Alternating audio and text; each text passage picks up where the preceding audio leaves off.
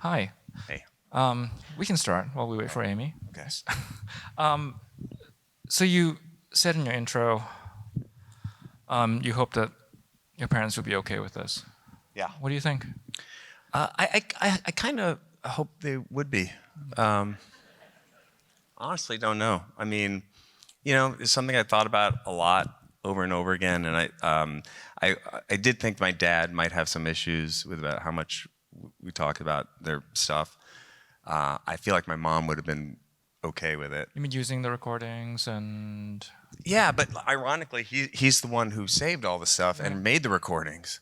So in my head, this conversation goes on a lot, wait, he made this stuff and he did want somebody to someday do something with it. I think his protectiveness of my mom was maybe, but I also know my mom would have wanted to tell that story. There she is, Amy.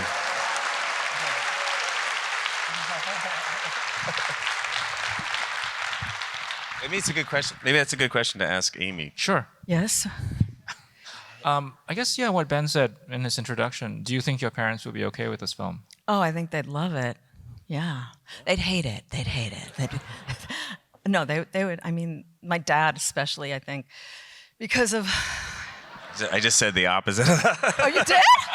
But that's on brand. No, but I think because of too much truth, you mean? You mean maybe just the revealing underbelly? stuff about mom and all. Yeah. Oh, well, but know. I think ultimately though, I mean, I think you know his love for people and the connection and to keep everything going, I think he would love it. Yeah. So. And also I want to acknowledge you because I didn't in the beginning how important you were to this movie, and also I love you. And also Dawn Eaton, who and Jody Eisenstein Miracle, who worked with my parents, who saved all that stuff and archived all that. Are they here? Yeah. Jody, Dawn, stand up. So they were, yay. Major.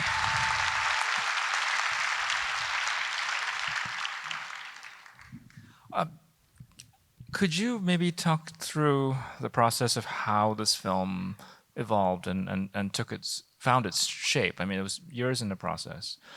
Right? Yeah. It took like 5 years? Yeah, 5 years. I mean, Jerry died in 2020. He died in May of 2020, and I think a week later maybe, we went to the apartment to film. Right. And I just thought, I want to film the apartment because I knew that you would be selling it, and wanted to have a document of the apartment because it was just such a big thing to let go of. Yeah.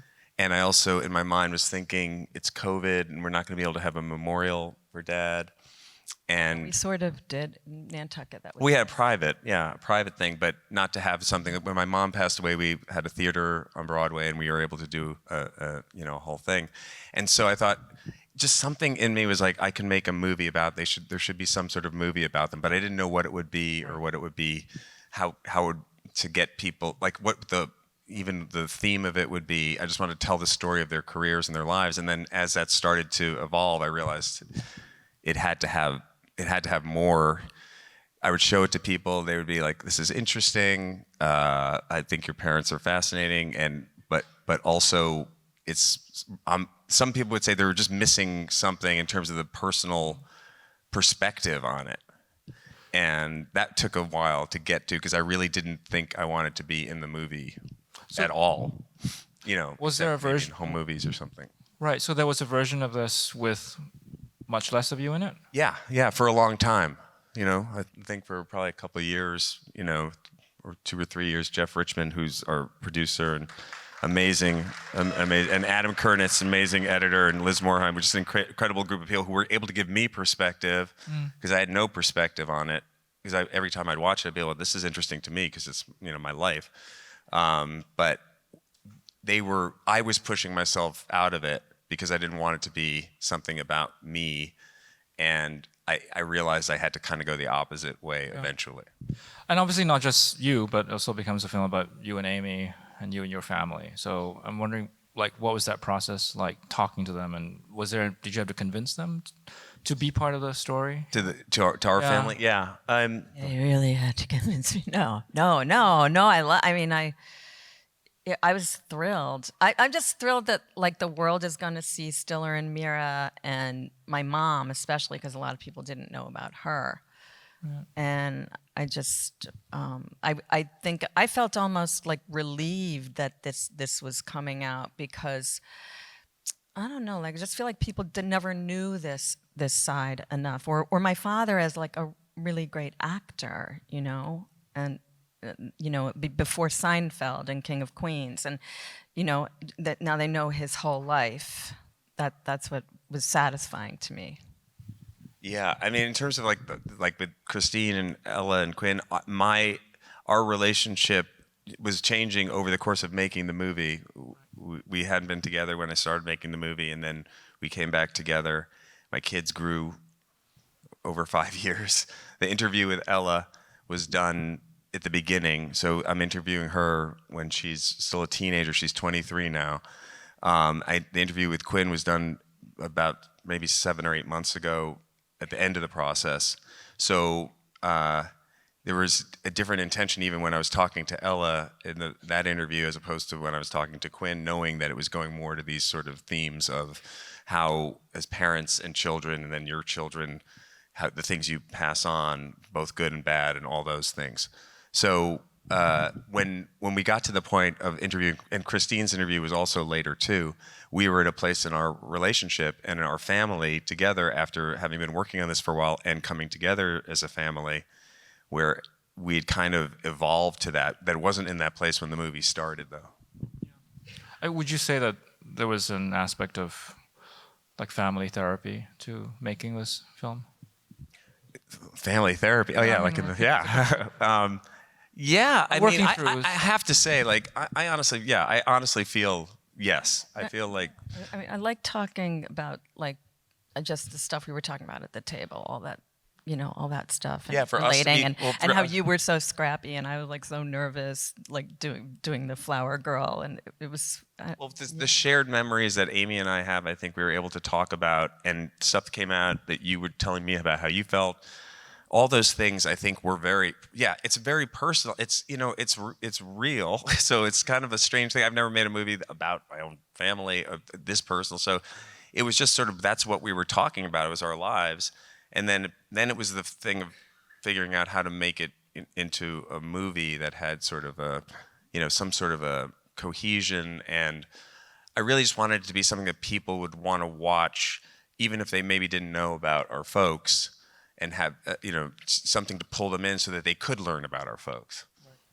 No, but at a certain point, I suppose, were you also thinking about this being a film about family dynamics, not just about, you know, this confessional thing about revealing things about your own family, but people actually relating to the film because of. Yeah, for me, that was the reason I felt it was okay ultimately, and I think everybody in the family felt it was okay to let it be in the movie and to put it out there, is because we were able to see the themes that came through, that when we would show it to people, they'd be like, oh, this kind of reminds me of my own relationship with my parents. And that part of it to me was unexpected, honestly, when I started. And that was what I think we all felt, okay, this is worth putting out there because there's something there that people can relate to. And but it evolved into that. There's just a tremendous amount of material that you had to work with here. I mean, in terms of all the public, you know, the performances, the interviews that your parents gave, and then also the more intimate recordings. And I'm just curious to hear you talk about how you selected certain things and what it was like to revisit, you know, so much of that. Yeah.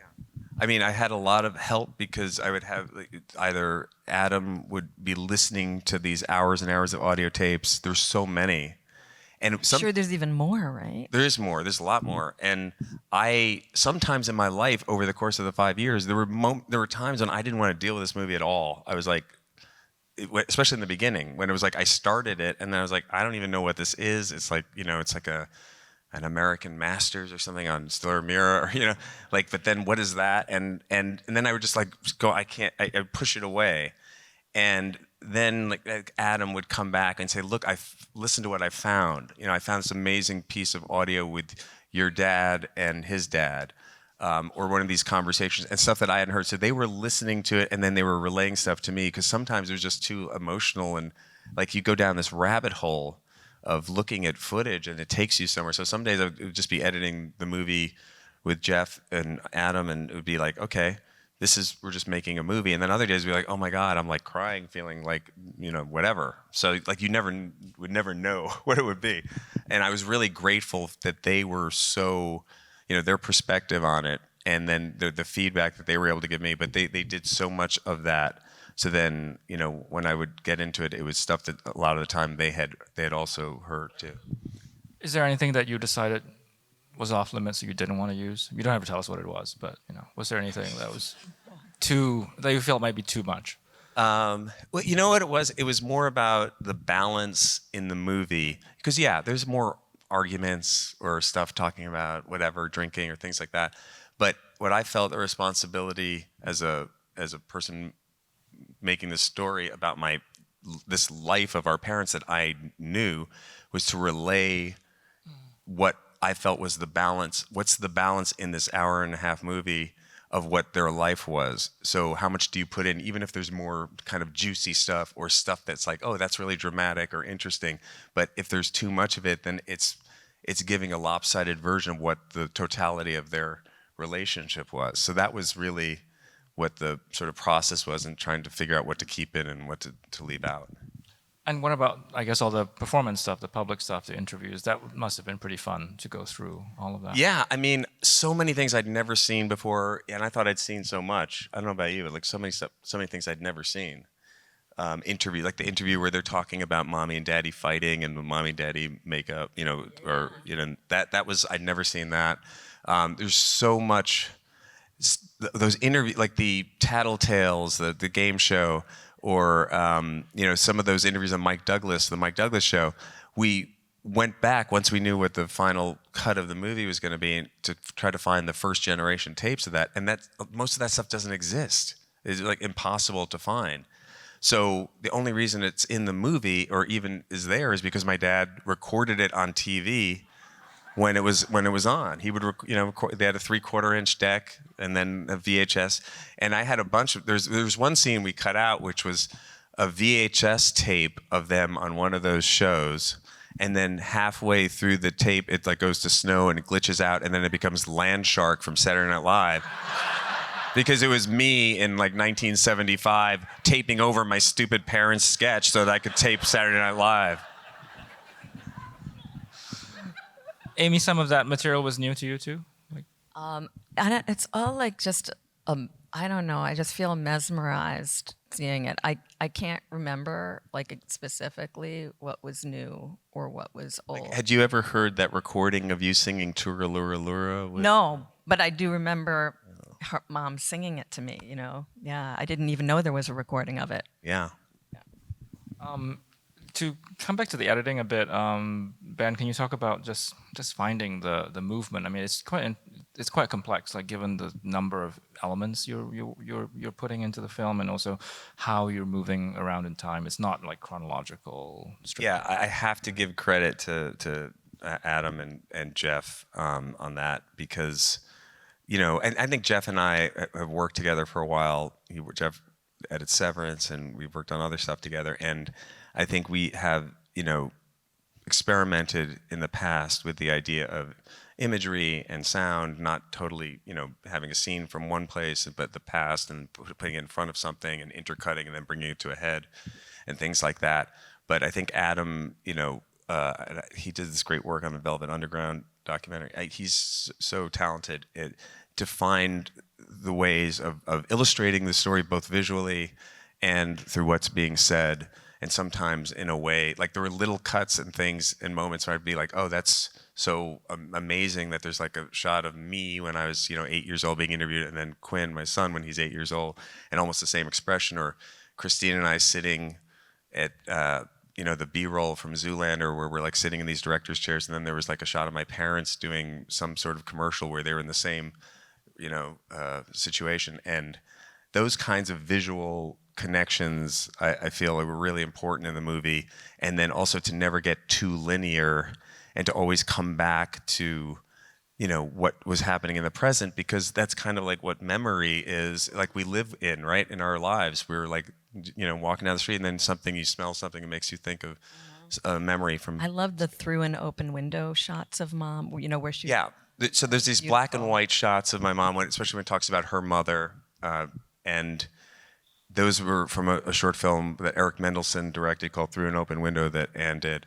A beautiful film. Beautiful film. So, finding those visual connections, almost separate from what was being said, but also then where they come together, I felt was really important. But that's really, I think to the editors. So I started by asking what your parents might have thought of the film. I think I'll end by asking what your kids think of it, if you can share. Oh, that's for me, right? Yeah. Right. For you, childless. I don't. Quinn, what do you think? Ask.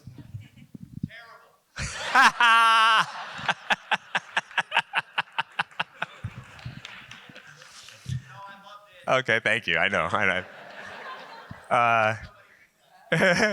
No, I mean, the great thing was to be able to share it with them and then to hear their feedback. And then I had no idea what that interview with Quinn was going to be, that, he was going to say that stuff to me. And but I was also like, okay, as a filmmaker, I'm like, oh, this is a good moment for the movie, As a person, I was like, that sucks.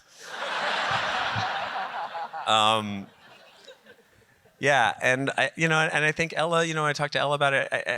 It's interesting because she was at such a different time in her life than where she is now. So for her, I'm sure it's a totally different experience. One thing I really learned from talking to them was that I really don't know. I might think I know what my kids are thinking, but I really don't know. And it was a good lesson to learn, like how much I might think I understand how they're perceiving something. They're actually perceiving a lot more, which we all do as kids around our parents. We take in so much, and I don't think I gave them enough credit for that, honestly. Well, thank you to all of you for this lovely film. Thanks for having us. So much. Thank you. That's it. Thank you.